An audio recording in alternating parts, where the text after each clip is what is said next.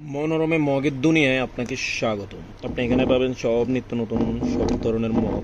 তো চলুন আগে দিয়ে দেখে নেওয়া যাক এটা কত এমএল। তো আপনি এখানে দেখতে পারতেছেন পানি আছে 300 ml এর উপরে।